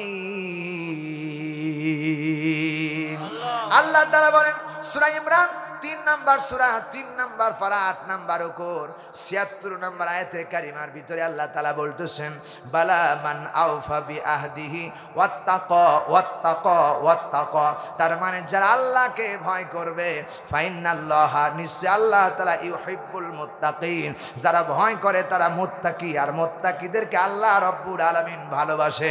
জোরে বলুন সুবহানাল্লাহ। পৃথিবীতে যারা আল্লাহকে ভয় করে তাদেরকে ভালোবাসেন কে? আরো জোরে বলা লাগবে, কে? আল্লাহ ভালোবাসেন। শুধুই ভালোবাসেন না, আল্লাহ রাব্বুল আলামিন বলেন শুধু ভালোবাসেন না, মুত্তাকিদের জন্য আল্লাহ রাব্বুল আলামিন এমন জান্নাত রেখেছেন। আল্লাহ তাআলা বলেন, ওয়াসারিউ ইলা মাগফিরাতিম মির রাব্বিকুম ওয়া জান্নাতিন আরদুহাস সামাওয়াতু ওয়াল আরদ উইদ্দাত লিল মুত্তাকিন। আল্লাহ তাআলা বলেন সূরা ইমরান 3 নম্বর সূরা 4 নম্বর পারা 14 নম্বর রুকুর 133 নম্বর আয়াতে কারিমা বলছি। আল্লাহ বলে, বান্দারে দৌড়াও দৌড়াও, আল্লাহর ক্ষমার দিকে দৌড়াও, আল্লাহর দিকে দৌড়াও, আল্লাহর দিকে ক্ষমার দিকে দৌড়াও, ওই জান্নাতের দিকে দৌড়াও যে জান্নাতের মুত্তাকিদের জন্য আল্লাহ রেখেছে, যার প্রশস্ততা এবং গভীরতা এই বিশাল আকাশের জমিনের সমান। আল্লাহু আকবার। কত বড় জান্নাত মুত্তাকিদের জন্য। আল্লাহকে যারা ভয় করেছেন তাদের জন্য আল্লাহ এত বড় জান্নাত রেখেছেন। আহারে, যে জান্নাতের গভীরতা বিশাল আকাশ আর জমিনের সমান, এত বড় জান্নাত। আল্লাহর নবী বলেছেন, কোন বান্দা ছোট্ট যে জান্নাতটা পাবে, কোন বান্দা যদি জান্নাতে যার ছোট্ট জান্নাত যে ব্যক্তি পাবে, এরকম 10 দুনিয়ার সমান একটা জান্নাত আল্লাহ তারে দান করবে। আল্লাহু আকবার। কাদেরকে দিবে জান্নাত? যারা মুত্তাকি, আল্লাহকে যারা ভয় করে তাদেরকে আল্লাহ জান্নাত দান করবে। সোনার ভাইরা, সুতরাং আল্লাহ রাব্বুল আলামিন বলতেছে, বান্দারে তোমরা আমাকে ভয় করো, আমি তোমাদেরকে ভালোবাসবো। 2 নম্বরে আল্লাহ রাব্বুল আলামিন বললেন, 1 নম্বরে আল্লাহ তাআলা তাদেরকে ভালোবাসবেন, 2 নম্বরে তার জীবনের পিছনে যত গুনাহ আছে সমস্ত গুনাহ খাতা আল্লাহ রাব্বুল আলামিন মাফ করে দিবেন। আল্লাহ পাক বলেন, ইন্নাল্লাযীনা ইয়াখশাউনা রাব্বাহুম বিল গায়বি লাহুম মাগফিরাতুন ওয়া আজরুন কাবীর। আল্লাহু আকবার। আল্লাহ তাআলা বলেন, আমার ভাইরা, সূরা মুলুক 67 নম্বর সূরা 29 নম্বর পারা, 1ম নাম্বার রুকুর 12 নম্বর আয়াতে কারিমা। বাড়ি গিয়ে মিলান, একটা কথাও বাহিরে বলছি না, কোরআনের ওপেন দলিল দিয়ে চ্যালেঞ্জ করে কথা বললাম। আল্লাহ তাআলা বলেন, ইন্নাল্লাযীনা, নিশ্চয়ই যারা, ইয়াখশাউনা ভয় করবে, রব্বাহুম তাদের রবকে, বিল গায়বি না দেখে। আল্লাহকে দেখেছেন কারা কারা? একটু হাত তুলে দেখান। দেখেন নাই কেউ? আল্লাহকে কি দেখা যায়? আল্লাহকে অবশ্যই দেখা যায় না, আল্লাহর অস্তিত্ব বোঝা যায়। চিল্লায় গন্ডিক কিনা? আল্লাহ যে আছেন এই ব্যাপারে আমাদেরকে সন্দেহ আছে নাকি? সন্দেহ আছে নাকি? আল্লাহ যদি না থাকতেন, পূর্বের সূর্য পশ্চিমে উঠে বুঝে যেত, আর পশ্চিমের চন্দ্র পূর্ব দিকে উঠে যেত। প্রিয় ভাই সব, আল্লাহ যে আছেন তার বাস্তব প্রমাণ একত্র হয়ে বোঝা যায়। বন্ধুগণ, আমার ভাইরা, আমি চট্টগ্রাম সীতাকুণ্ড পাহাড়ে উঠেছিলাম, এই বছরে গিয়েছিলাম চট্টগ্রাম সীতাকুণ্ড পাহাড়। সেই পাহাড়ের চূড়ায় একটা মসজিদ আছে, একটা মন্দিরও আছে। এক পাহাড়ের পরে একটা মসজিদ, আর এক পাহাড়ের পরে একটা মন্দির। প্রিয় ভাই সাহেব, হিন্দুরাও যায় সেখানে, আর সেখানে মুসলমানেরাও যায়, দেখার জন্য যায়। আমি আমার নজর দিয়ে দেখেছি আল্লাহ যে একজন আছে এ ব্যাপারে কোনো নিশ্চিত, কোনো সন্দেহের অবকাশ নাই। কারণ আমি ওই সীতাকুণ্ড পাহাড়ে দিয়ে গেলাম, আমার মতো মানুষকে আমি উঠতেছিলাম ওই পাহাড়ের দিকে, কিন্তু উঠতে পারি না, সময় সংক্ষিপ্ত কারণে। আর ওই এলাকার অনেক যুবক ছেলেরা ওখানে উঠেছিল। আমি জিজ্ঞেস করেছিলাম, আমি কেবলমাত্র পাহাড়ের চূড়ায় পর্যন্ত গিয়েছিলাম, এরপরে সময় সংকটার কারণে যেতে পারি না, উঠতে পারি নাই। ছেলেদেরকে জিজ্ঞেস করলাম, যুবক ছেলে, টাটকা যুবক, 17-18 বছর একজন যুবক, যারা প্যান্ট পরে শক্তিশালী হয়ে লাঠি হাতে করে নিয়ে ওই পাহাড়ের চূড়ায় উঠেছে। আমি জিজ্ঞেস করেছিলাম, ও আমার সোনার ভাইরা, পাহাড়ের চূড়ায় কি তোমরা উঠেছিলে নাকি? বলে, হ্যাঁ হুজুর উঠেছিলাম। কত সময় লাগছে? কয়, আমার মতো যুবক থমথম করে দেখতে বুকের মধ্যে ঢুকে গেছেন, শরীর পেরেশান হয়ে গেছে। কয়, আমার মতো যুবক মানুষটাই পাহাড়ে উঠতে 1.5 থেকে 2 ঘন্টা সময় লেগেছে। এত বড় পাহাড়, সেই পাহাড়ের কোনো খুঁটি নাই, সেই পাহাড়ের কোনো খাম নাই, সেই পাহাড়ের ভিতরে কোনো জাল টাঙ্গুয়া নাই। আল্লাহ এই পাহাড়টাকে খাড়া করে রেখেছেন, কোটি কোটি মন মাটি দিয়ে আল্লাহ সাজায় রেখেছেন। চতুর্দিকে খাল, চতুর্দিকে খাল, কোনো মাটি নাই, শুধু পাহাড়টা টান করে আল্লাহ রাব্বুল আলামিন রেখেছেন। এখানেই বোঝা যায়, প্রমাণ হয়ে যায় আল্লাহ একজন আছে না নাই। আল্লাহু আকবার। আছে মানে কি? বিশ্বাস করো। ওখানেই তাকাবেন না, আপনার চেহারার ভিতরে তাকান, আপনার চেহারার ভিতরে তাকান। আল্লাহ যে একজন আছে, মান আরাফা নাফসাহু ফাকাদ আরাফা রাব্বাহু, যে তার শরীরের গঠনের দিকে তাকিয়া চিনতে পেরেছে, সে আল্লাহরে চিনতে পেরেছেন। ঠিক কিনা বলেন? বন্ধুগণ আমার, লক্ষ্য করুন, আমার আপনার জন্য আল্লাহ রাব্বুল আলামিন বলেছেন আলাম নাজআল লাহু আইনাইন, দুইটা চক্ষু আল্লাহ তাআলা বানাইছেন, এই দুইটা চক্ষুর ভিতরে পশম দিয়েছেন। বন্ধুগণ আমার, মাথার চুলগুলো দিয়েছেন, বিশাল বড় বড় চুল। এই মাথার চুলগুলো আল্লাহ কিভাবে, আল্লাহ যে আছেন সে কথা বলতেছি। মাথার চুলগুলো 1 মাস 2 মাস না কাটলে বড় বড় হয়ে যাবে, আরো যদি 6 মাস না কাটা হয় বাবরি হয়ে যাবে, পিছন থেকে বেরিয়ে যায়। আমার বন্ধুগণ, মেয়েরা যখন চুল রাখলো মাথার চুলগুলো, আমার বন্ধুগণ অনেক মেয়েদের চুল আছে মাজার নিচ পর্যন্ত পড়েছে। মাটিতে বসলে আমার বন্ধুগণ, অথবা চেয়ারের ভিতরে বসলে চুলগুলো মাটিতে পড়ে থাকে, এত বড় বড় চুল আল্লাহ তাআলা বানিয়েছে। মাথার চুলগুলো বাড়ে আল্লাহ রাব্বুল আলামিন মাথার নিচে ফাঁকা জায়গা, এই জায়গাটুকু আল্লাহ রাব্বুল আলামিন কোনো প্রশম দিলেন না। কারণটা হলো আল্লাহ বলে বান্দারে ফি আই সূরাতিম মা শাআ রাক্কাবাক, বান্দা শোন, আমি আমার ওই তোর মায়ের গর্ভের ভিতরে আমি আল্লাহ রাব্বুল আলামিন আমার এই কুদরতি হাত দিয়ে বান্দা তোরে আমি তৈরি করেছিলাম। এই কপালের ভিতরে চুল দেই নাই, কপালের নিচে ভুরু বানায় দিয়েছি।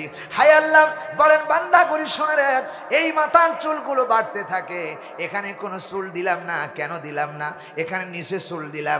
এই চুলগুলোকে আমি আল্লাহ তাআলা কিয়ামত পর্যন্ত ঘোষণা করে দিয়েছি, মাথাটা বাড়তে পারবি, এর নিচে একটু মোস্তা বাড়ে, তারপরে দাড়িটাও বাড়ে।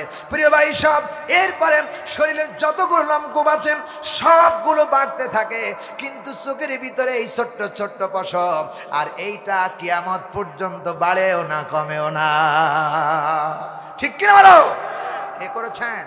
আল্লাহ তাআলা বলেন ফি আই সূরাতিম মা শাআ রাক্কাবাক, এদিকে তাকালেই বোঝা যায় আমার আপনার একজন রব আছে।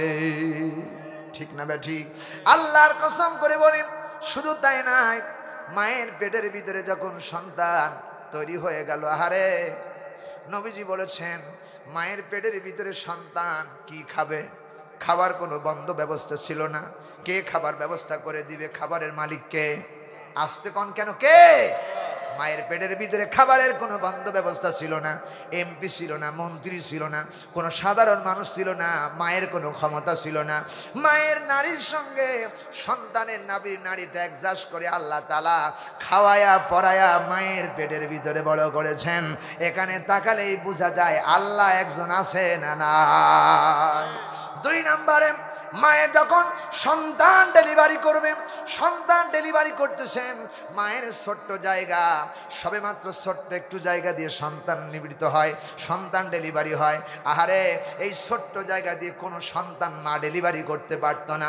আল্লাহর সাহায্য যদি না থাকতো কোনো মা সন্তান ডেলিভারি করতে পারতেন না, প্রত্যেকটি মাই মারা যেত। আল্লাহ বলে বান্দারে, যখন সন্তান ডেলিভারি প্রচন্ড যন্ত্রণা মায়ের উঠেছেন, মা জমিনের মধ্যে গোড়াগড়ি দিতেছে, জিহ্বাটারে দাঁতের ভিতরে ফেলায়া কামড়ায় কামড়ায় জিহ্বার অবস্থা শেষ করে ফেলছে। মা চিৎকার দেয়, আল্লাহ তুমি আমার সন্তান ডেলিভারি ব্যবস্থা করে দাও। ডাইনিগুলো বলতে থাকে, আল্লাহ দুইটারে 2 জায়গা আলাদা করে দাও। সবাই মিলে যখন আল্লাহকে আল্লাহ বলে ডাকতে থাকে, আল্লাহ তারা বলতেছে বান্দারে আমার রহমতের দরিয়ায় জোশ মেরে যায়, আমি সইতে পারি না। তখন আমি আল্লাহ রাব্বুল আলামিন সুম্মা সাবিলা ইয়াসরা, আমি আল্লাহ তাআলা মায়ের ছোট্ট জায়গাটাকে আমি আল্লাহ কুদরতিভাবে প্রশস্ত করে দিয়ে সন্তান ডেলিভারি ব্যবস্থা করে দেই। কে বলতেছেন? আল্লাহ তাআলা বলতেছেন, ও আমার ভাইয়েরা, সন্তান যদি আল্লাহ সাহায্য না করতেন মা কখনোই সন্তান ডেলিভারি করতেন না। আল্লাহর নবী বলেছেন, মায়ের যে কষ্ট হয়েছে সন্তান ডেলিভারি করতে গিয়ে, রাসূলুল্লাহ বলেছেন সন্তান ডেলিভারি করতে যখন গিয়েছেন মার যে কষ্ট হয়েছে, এই কষ্টের কারণে মাকে আল্লাহ ঠকান নাই, মাকে আল্লাহ ঠকান নাই। নবীজি বলেছেন 70 বছর ইবাদত করলেন যে সওয়াব হয় কবুল, সওয়াবটুক আল্লাহ তার মায়ের আমল নামায় সন্তান ডেলিভারির জন্য দান করে দেন।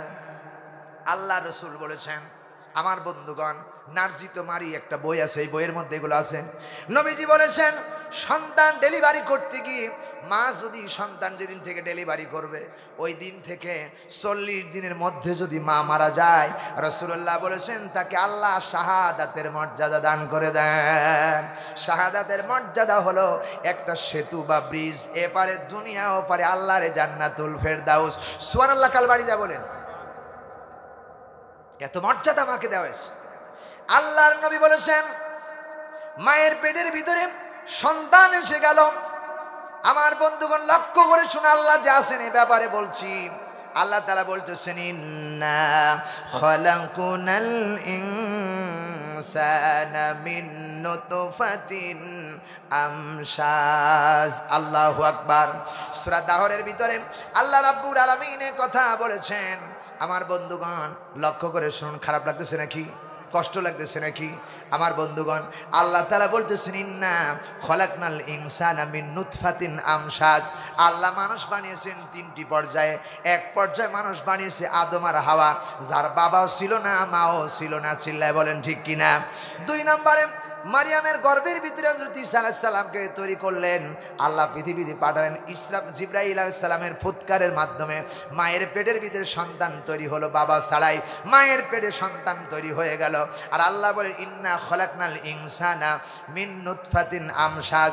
আল্লাহ আমাদেরকে বানিয়েছেন মা আর বাবার মিলনের মাধ্যমে। 3টা পর্যায়ে আল্লাহ তাআলা মানুষকে তৈরি করেছেন। নবীজি বলেছেন, মায়ের পেটের ভিতরে যখন বাবার মার মিলনের কারণে বাবার সুরার থেকে মায়ের রেহেমের ভিতরে একটু মাত্র মিন নুতফা চলে গেল। নুতফা মানে হলো বীর্য, নুতফা মানে হলো মানুষ তৈরি করার প্রক্রিয়া। আল্লাহ রাব্বুল আলামিন যেটাকে বলা হয়। আমার বন্ধুগণ, এই নুতফা যখন মায়ের পেটের ভিতরে চলে গেল, আল্লাহ নবীজি বলেছেন, সেই নুতফাটা ছিল কেবলমাত্র ঢলঢলে পানির মতো পানি, সাধারণ পানির মতো পানি। এই পানির ভিতরে আল্লাহ রব্বুল আলামিন কি করলেন? দুনিয়ার এমন কোন আর্টিস্টমেন্ট নাই, এমন কোন বিজ্ঞান নাই। মজিবরের ছবি যারা অঙ্কন করে ছবি আঁকাইতে পারবে, তারেক জিয়ার ছবি আঁকাইতে পারবে, কোন ব্যক্তির ক্ষমতা নাই পানির ভিতরে নকশা করতে পারে। ঠিক না বেঠিক? মায়ের পেটের ভিতরে বাবার সুলার থেকে এক প্রকারে পদার্থ পানি যখন মায়ের পেটের ভিতরে চলে গেল আমশাজ, উভয় মিলনের মাধ্যমে আল্লাহ পানির ভিতরে লক্ষ লক্ষ কোটি কোটি নকশা করেছেন। এখানে যারা বসে আছেন, ফি আইয়ি সূরাতিন মা শাআ রাক্কাবাক, এই সিয়ারার ভিতরে যে নকশা আল্লাহ করেছেন, হাতের ভিতরে যে নকশা করেছেন, আল্লাহর কসম কিয়ামত পর্যন্ত যত মানুষ আসবে এসেছেন, একজনের নাকের সঙ্গে আরেকজনের নাকের মিল নাই। ঠিক কি না? এতে প্রমাণ হয়ে যায় আল্লাহ একজন আছে। আছে না নাই? জোরে বলে আছে না নাই? প্রিয় বন্ধুগণ, এত মজার করে আল্লাহ তাআলা তোমাকে আমাকে মায়ের পেটের ভিতর তৈরি করে, কি সুন্দর করে আল্লাহ মায়ের পেটের ভিতরে তোমাকে আমাকে বানালো। কে বানালো? এই সত্তা কে? আরো জোরে বলুন। প্রিয় বন্ধুগণ, এখানে তাকালেই বোঝা যায় আল্লাহ একজন আছেন। সুতরাং সে আল্লাহ রাব্বুল আলামিন বলে, বান্দারে লক্ষ্য করে শোনো, মায়ের পেটের ভিতরে খাবারের বন্ধ ব্যবস্থা ছিল না। কে তোমারে খাবার দিবে? খাবারের কোনো ব্যবস্থা ছিল না। আমি আল্লাহ তিলে তিলে তিলে তিলে তিলে তোমাদেরকে খাওয়াইছিলাম, শুধু খাওয়াই নাই। আল্লাহ রাব্বুল আলামিন বলেন, ইন্নী তাওয়াক্কালতু আলাল্লাহি রাব্বি ওয়া রাব্বিকুম মা মিন দাব্বাতিন ইল্লা হুয়া আখিযুম বিনাসিয়াতিহা। আল্লাহ তাআলা সূরা হুদ 11 নম্বর সূরা 12 নম্বর পারা 5 নম্বর রুকুর 56 নম্বর আয়াতের প্রথম অংশ বলছি, কান খাড়া করে শোনো। ইন্নি, নিশ্চয়ই যে ব্যক্তি, ইন্নি মানে আমি নিজে, যে ব্যক্তি আল্লাহর উপরে তাওয়াক্কুল করে, আল্লাহ বলে তাওয়াক্কুল করো আমার উপরে, যিনি তোমারও রব আর আমারও রব। চিল্লা বলেন ঠিক কিনা? আমার রবকে, আপনাদের রবকে, সমস্ত মাখলুকাদের রব আল্লাহ। আল্লাহ তাআলা বলতেছেন, বান্দারে মামিন দাব্বাতিন ইল্লা হুয়া আখিযুম বিনাসিয়াতিহা। বান্দা কোথায় আছে, কে কোথায় আছে, কোন পানি কোন অবস্থায় আছে, দরিয়ার ভিতরে কে আছে, আকাশের পাখি কে আছে, কোন ডালে বসে আছে, সকলকে তালাশ করে করে খুঁজে খুঁজে আমি আল্লাহ রিজিকের বন্ধ ব্যবস্থা করে দেই। তা যদি না হতো, মায়ের পেটের ভিতরে সন্তান কবে এসেছেন এ খবর যদি আল্লাহ না জানতেন, সন্তান মারা যেত। কথা কয় না ঠিক কিনা? আল্লাহ তালাশ করলে এই জন্য বলেন ওয়ামা মিন দাব্বাতিন ফিল আরদি ইল্লা আলাল্লাহি রিজকুহা। ও বান্দা, জমিনের ভিতরে এমন কোনো পানি নাই, এমন কোনো মাখলুকাত নাই যে মাখলুকাতের জন্য আমি আল্লাহ রব্বুল আলামিন রিজিকের বন্ধ ব্যবস্থা করি নাই। সবার রিজিকের মালিক কে? আরো জোরে বলো।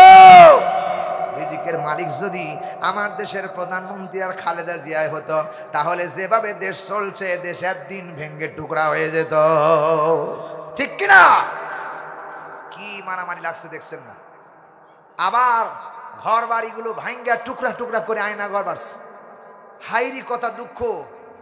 বাংলাদেশের জীবনে নজিরে শুনি না আয়না ঘর। আয়না ঘর কারে বলে? জীবনে শুনি নাই। এখন বারবার তালাশ করে করে সব জায়গায় আয়না ঘর পাস। এই আয়না ঘরে যাদেরকে বন্দী করা হয়েছে তারা সাধারণ মানুষ নয়, তারা অনেক গুড়ি বড় বড় আলেম। চিল্লা বলেন ঠিক না বেঠি? প্রিয় ভাই সাহেব, যাদেরকে অত্যাচার করে নির্যাতন করে এভাবে আয়না ঘরে বন্দী করেছ, বাংলার মাটিতেই তাদেরকে একদিন ফাঁসির মঞ্চে তুলতেই হবে। চিল্লা বলেন ঠিক কিনা? প্রিয় ভাই সাহেব, বিশ্বাস করো, রংপুরের এক আওয়ামী লীগের নেতা গতকালকে বক্তব্য দিয়েছে। আমার কথাটা শুনে অত্যন্ত গর্বের কথা মনে পড়ে গেল।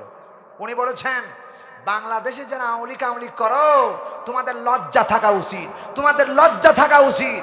বঙ্গবন্ধু পরিবারের সব লোক লক্ষ কোটি কোটি টাকা এই বাস থেকে পাচার করে সব পরিবার সপরিবারে তিনি বাইরে চলে গেছেন।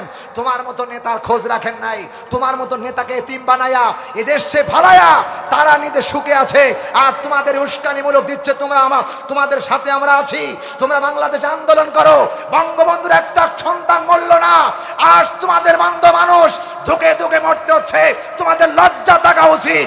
বঙ্গবন্ধু তোমাদেরকে ভালোবাসে না, বঙ্গবন্ধুর কন্যা তোমাদেরকে ভালোবাসে না, তোমাদের রক্ত নিয়ে খেলা করতে চায়। কথা বলো ঠিক কিনা?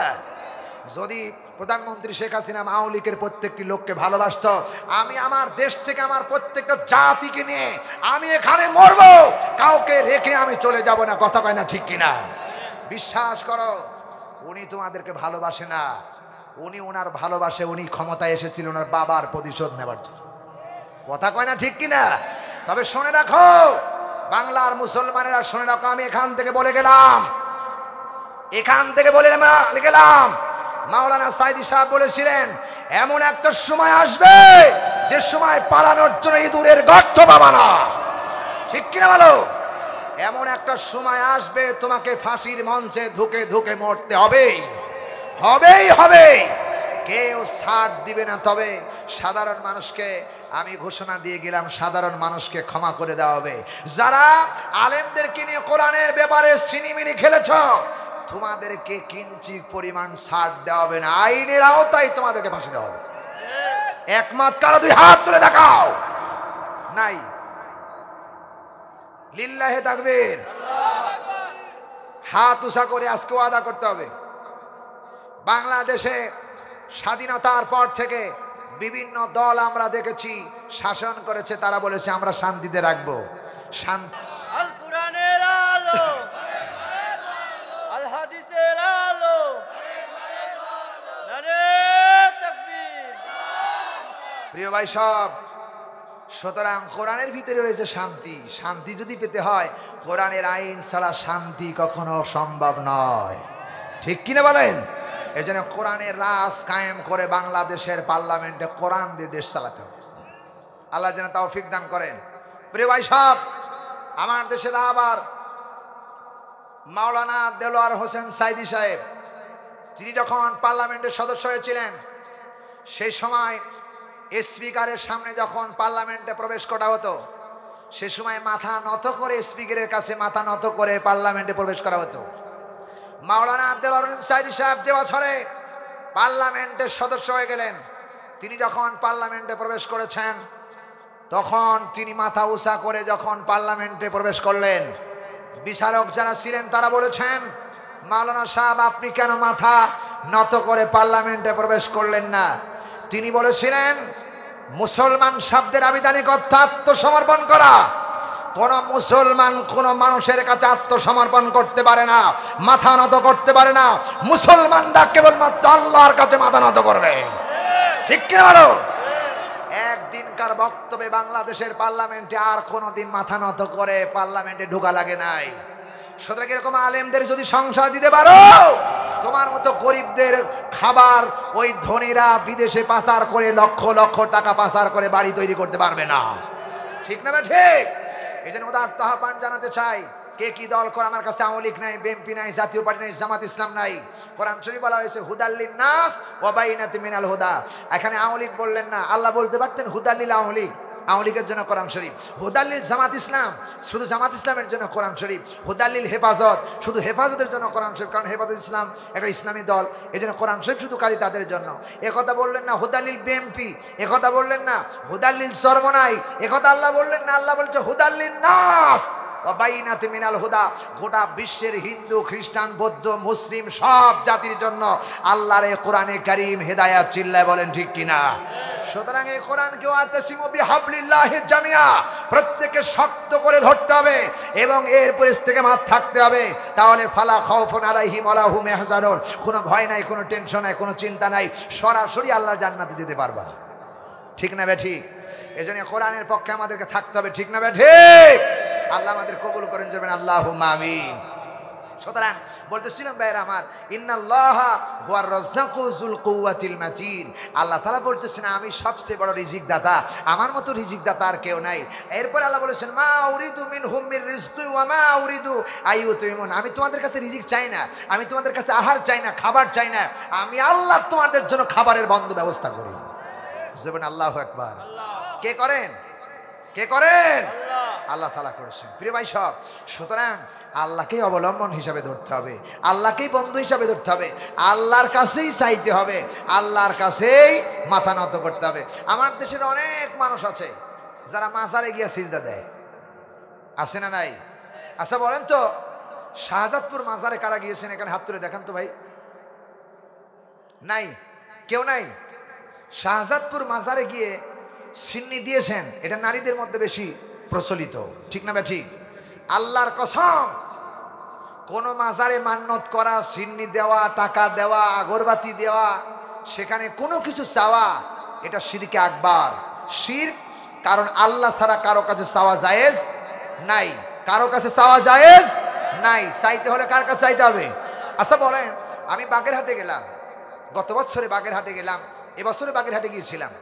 বাগেরহাটে গিয়ে জুমার দিন আমি মাহফিল শেষ করে, তখন আমার গাড়ি ছিল না, গাড়ি নিয়ে ঘুরতাম না, তখন বাসে যেতাম। তো বাসে গিয়ে সকালবেলা আমি জুমার নামাজ, কি সকালবেলা ফজরের নামাজ পড়ে ওই বাগেরহাটের যে মাজার আছে, ওই মাজারে আমার ওখানে দুইজন বন্ধু ছিল হাফেজ কোরআন, ওদেরকে নিয়ে যখন ওই মাজারে গেলাম, যে হুজুর ওনারা বললো ভাই চলেন আমরা একটু মাজারটা জিয়ারত করে আসি, যেহেতু আল্লাহর ওলিরা শুয়ে আছেন সেখানে মাজার জিয়ারত করা যেতে পারে, চলেন যাই। সেখানে গেলাম, যাই দেখি একটা বুরকা পরিত মহিলা আর একটা মুরব্বী মানুষ পাশে দাঁড়ায় আছে, আর মেয়েটা যেই বাবার আস্তানা, যেটা এখানে মাজার বলা হয়, সেই মাজারের চতুর্দিক দিয়ে রড দিয়ে বেড়া দেওয়া, আর এই রডের এরকম করে গিলাপ ধরে মেয়েটা অঝার নয়নে কাঁদতেছেন, এমন কান্না কাঁদতেছেন আমার মনে হলো বাপ মা মলে এত কাঁদে না। আমি জিজ্ঞেস করলাম আমার বন্ধুরে, ভাই এটা কি কারণ, কি মেয়েটা এই মাজারে বসে বসে কাঁদতেছেন কেন? উনি বলতেছেন বাবার কাছে হয়তো বা কিছু চাইতেছেন। তা আমি বললাম ভাই একটা কথা বলবো? বলে হুজুর বলেন। কি বলবো? তো বলতেছিলাম চলেন তো, মেয়েটি বাবার কবরের গিলাপ ধরে কাঁদতেছেন, ওই বাবা যখন জীবিত ছিল বাবা কার কাছে চাইছিল? তখন বলে বাবার তো তখন তো কোনো মাজার ছিল না, তখন 12 আউলিয়ার দেশ, আগে যে সমস্ত অলিরা ছিল ওই অলিদের আগে কোনো অলি ছিল? মাজার ছিল? কোনো মাজার ছিল না। তো ওই বাবা কার কাছে চাইছিল? কয় আল্লাহর কাছে চাইছিল। তো ওই বাবার মাজারে যে মহিলাটি কাঁদতেছে নিশ্চয়ই এটা ভুল করতেছে? বলে হ্যাঁ অবশ্যই ভুল করতেছে। প্রিয় ভাই সব, সুতরাং চাইতে হবে জিন্দা মানুষের কাছে, চাইতে হবে আল্লাহর কাছে, মরা মানুষের কাছে চাইয়া কোনো লাভ নাই, ঠিক না? ঠিক। বরং মরা মানুষই আমাদের কাছে চায়, বলতে থাকে ছেলেরা, বাপ মরে গেলে ছেলেদেরকে বলতে থাকে, ও আমার কলিজার টুকরা ছেলেরা, তোরা আমাদের জন্য কিছু পাঠাও, কিছু আমাদের জন্য পাঠাও, আমরা কবরে শান্তিতে নাই, অশান্তিতে আছে, চিন্তা ফিকির করতেছেন, সব চাইতেছেন। এতে রাসূলুল্লাহ বলেছেন মানুষ মরে যাবার পরে তার সব আমল বন্ধ হয়ে যায়, তিনটা জিনিস জারি থাকে। সদকায়ে জারিয়া, সদকায়ে জারিয়া কিছু যদি করে যায় সেটা তার কবরে শেষ হয়ে পায়। আওলাদুন সালিহুন, কোনো নেক সন্তান যদি তার মা বাবার জন্য দোয়া করে সেটা কবরে যায়, কিন্তু কবর থেকে আসার কোনো সুযোগ নাই। তাহলে এখান থেকে প্রমাণ হয় কবরে গিয়া কিছু চাওয়া যাবে না। যারা চায় শিরক করছে, তওবা না করে মারা গেলে সরাসরি জাহান্নামে যেতে হবে, কোনো সন্দেহ নেই। তবে বাংলাদেশের কোরআনের মাহফিল যদি প্রতিষ্ঠিত হয়, কোরআনের রাজ যদি প্রতিষ্ঠিত হয়, এই মাজারগুলোর খাদেমরে আগে মাজার থেকে উৎখাত করা হবে। কারণ মাজারের খাদেমরা মাজারের নাম দিয়া পেট পূজারি করতেছে, কথা কয় না ঠিক কিনা? ওরা খাইতেছে আর এই পেটটা ভরতেছে।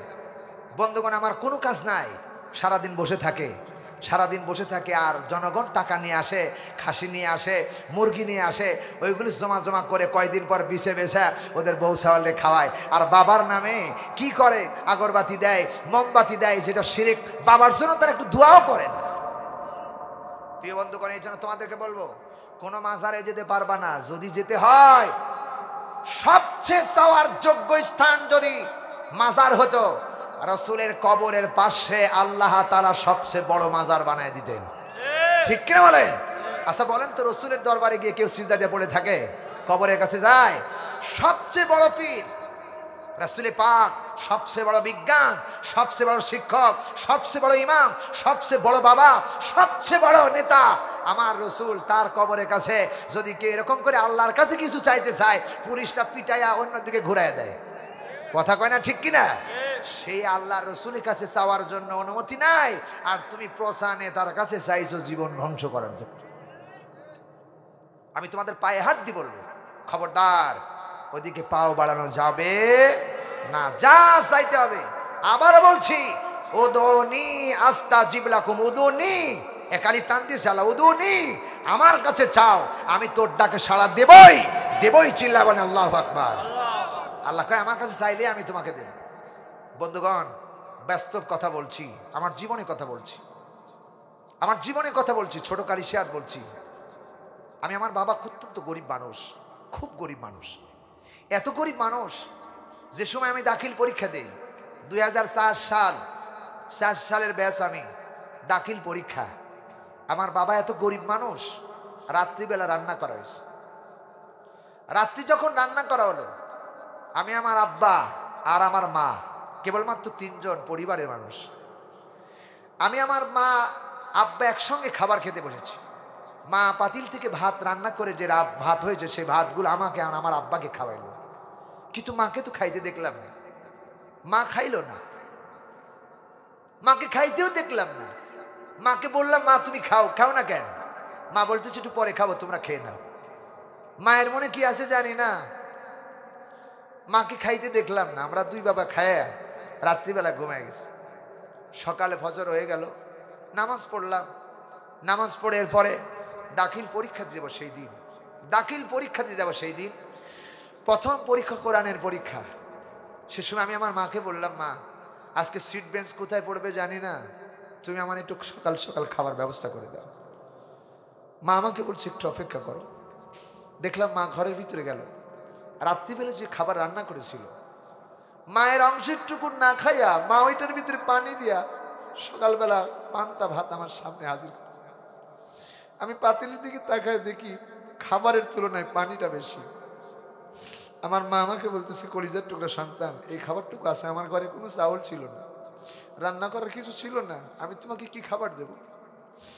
পাতিল থেকে ভাত বাড়া হলো, পানির মধ্যে, প্লেটের মধ্যে যখন বাড়া হলো, দেখা যায় ভাতের দানাগুলো পানির মধ্যে ঢেউ খেলতেছে, ভাত তো নাই, পানি আর পানি।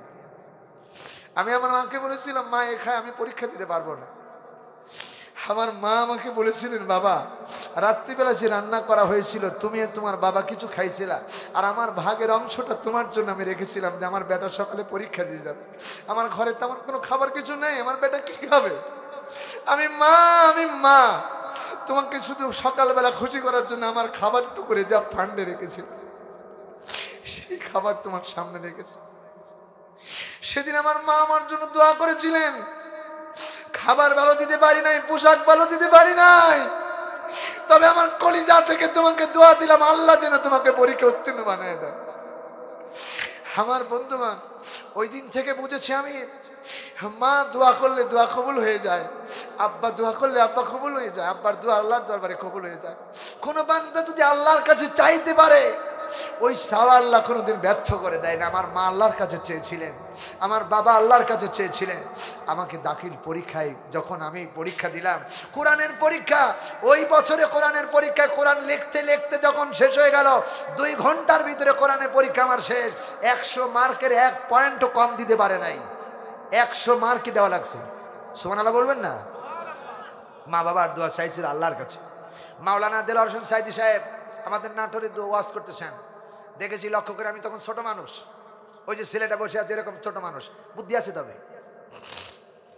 ওনাকে দেখেছি কোরআনে কথা বলতেছেন, গাছের ডালের পরে মানুষ বসে আছে। আহা, কি মজার মানুষটাকে আল্লাহ বানিয়েছিলেন। উনি কোরআন শরীফ পড়লে মনে হচ্ছে কোরআন নাজিল হচ্ছে। সুবহানাল্লাহ বলবেন না? সেই মানুষটাকে ষড়যন্ত্র করে কাফেরের বাচ্চা কাফেরেরা ষড়যন্ত্র করে জেলখানা থেকে বের করে নিতে হত্যা করেছে। ঠিক কিনা বলেন? সাইদি মরে নাই, সাইদিকে মারা হয়েছে। সাইদিকে যারা মারছে তাদের বিচার বাংলাতেই হবে, হবে হবে। প্রিয় বন্ধুগণ, ঘরের ছাদের উপরে মানুষ বসে আছে, নিচে জায়গা হয়নি, টিনের চালের মটকার পরে বসে আছেন। সেদিন হুজুর ওয়াজ করলেন, ওয়াজ শেষে হাত তুলেছেন। আমি আমার পাশে বসে, আমার আব্বার পাশে বসে, আমার আব্বা সাইদি সাহেব যেখানে আসতো পাগলের মতো ছুটে যেত। বাংলার মানুষ সবাই তাকে ভালোবাসে। এরকম করে হাত তুলে বলেছে, আল্লাহ পাশে বসে আমার কলিজার টুকরা সন্তান, আল্লাহ তুমি আমার এই সন্তানকে দ্বীনের দায়ী হিসাবে, কোরআনের খাদেম হিসাবে কবুল করো। আল্লাহর কসম, বাবার দোয়া মঞ্জুর হয়ে গেছে। আমি সারা বাংলায়, বাংলা ভারত আল্লাহর কোরআনের কথা বলি, জোরে বলেন সুবহানাল্লাহ। আল্লাহ আমার বাবার দোয়া মঞ্জুর করেছেন। চাইছে বাবা কার কাছে? আল্লাহর কাছে। সুতরাং চাও, আল্লাহর কাছে যদি চাইতে পারো তোমার চাওয়া আল্লাহ পূরণ করবে। এটা আল্লাহর আইকান চ্যালেঞ্জ। ফাসকুরুনি আসকুরুকুম ওয়াশকুরুলি ওয়ালা তাকফুরুন। তুমি আমাকে ডাকো, তোমার ডাকে আমি সাড়া দিব। উদুনি আস্তাজিব লাকুম, আমার কাছে চাও আমি তোমাকে দেবই। সুবহানাল্লাহ বলেন। সুতরাং চাইতে হবে কার কাছে? আল্লাহর কাছে। আল্লাহ বলতেছেন, বান্দারে মাফ চাও কার কাছে? কি চাও তার কাছে? সব কিছু আমার কাছে চাও। তাহলে আল্লাহকে যারা ভয় করে তারা আল্লাহর কাছে চাইবে।